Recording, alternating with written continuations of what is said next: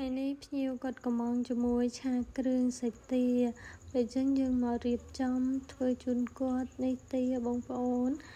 ហើយនេះគ្រឿងដែលនាងខ្ញុំបុកដោយខ្លួនឯងផ្ទាល់ម្ទេសព្រោះឲ្យភ្ញៀវគាត់ថាចាសុំរៀងហឹលអញ្ចឹងក៏យើងដាក់ជូនគាត់ទានេះល្អមែនទែនបងប្អូនស្បែកលឿងហើយសាច់ឡើងក្រហមដូចសាច់គោអញ្ចឹងបងប្អូនទាស្រែឆ្ងាញ់ទាប៉ុណ្ណឹងអត់សូវចាស់ហ្មងទេគឺសាច់ឡើងក្រហមមើលបន្ទាប់ពីយើងកាប់សាច់ទាហើយនាងខ្ញុំក៏មកបុកមួយម្ទេសខ្ទឹមសរួចក៏ដាក់ជាមួយស្ដាយដីចូលបន្តិចដើម្បីឲ្យឆាទៅវាមានរសជាតិខ្ទិះនៅក្នុងហ្នឹងហើយក៏យើងរៀបចំឆាដាក់ម្ទេសចូលដាក់គ្រឿងហើយយើងលីងគ្រឿងនិងម្ទេសនឹងឲ្យវាឡើងរាងឈ្ងុយតិចមកបាទយើងដាក់ស្ករប៊ីចេងស្ករកុំដាក់ច្រើនពេកបងប្អូនតែយើងដាក់ច្រើនពេកធ្វើឲ្យវាផ្អែមម្ហូបតែផ្អែមញ៉ាំទៅអត់ឆ្ងាញ់ទេអញ្ចឹងហើយយើងក៏កូរជាមួយដាក់សាច់ទារួចយើងកូរជាមួយគ្រឿងបងប្អូនត្រឡប់ចុះត្រឡប់ឡើងឲ្យរាងសព្វគ្នារួចយើងក៏ដាក់ភ្លើងតិច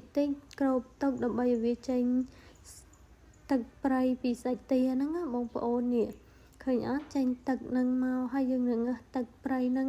ឲ្យខាអស់រួចចាំយើងនេះយើងត្រឡប់ចុះត្រឡប់ឡើងយើងដាក់ភ្លើងតិចបានហើយនេះបន្ទាប់ពីខាទឹកប្រៃនឹងទៅវាឡើងខ្លាញ់ចេញពីសាច់ទាព្រោះឲ្យទាយើងវារាងខ្លាញ់ដែរហើយក៏យើងមកត្រឡប់ចុះត្រឡប់ឡើងក៏បានឃើញមុខអ្នកលក់បន្តិចទៅណាពេលអញ្ចឹងដាក់ទឹកម្ជូរចូលចាក់ទឹកអំពិលទុំដែលយើងនេះហើយនឹងចូលនេះគឺឡើងពណ៌អញ្ចឹងពេលគ្រឿងនេះខ្ញុំបានដាក់ម្ទេសក្រហមពេលអញ្ចឹងគ្រឿងវាឡើងក្រហមហើយបន្ទាប់ពីខាទឹកនឹងអស់ហើយនេះឆាគ្រឿងសាច់ទាយើងក៏ហើយតំណងអត់បងប្អូនព្រោះអីភ្ញៀវគាត់ថាកំងសុំក្រៀមយើងដាក់ម្រះប្រៅចូលហើយយើងក៏ដួសរៀបចំជូនភ្ញៀវប៉ុណ្ណឹងហើយបងប្អូន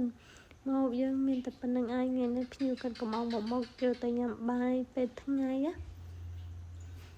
តំណងអត់បងប្អូនបានជាអីបន្តិចមកអេមកហើយយើងក៏រៀបចំដាក់ប្រអប់អីដឹកជូនឲ្យភ្ញៀវព្រោះអីនឹងខ្ញុំធ្វើម្ហូបជារៀងរាល់ថ្ងៃគាត់ខលកំងអញ្ចឹងនឹងខ្ញុំធ្វើរួចខ្ញុំតែងតែយកជូនគាត់បងប្អូននេះបានចេញតាណាធ្វើហើយយកទៅជូនគាត់នៅ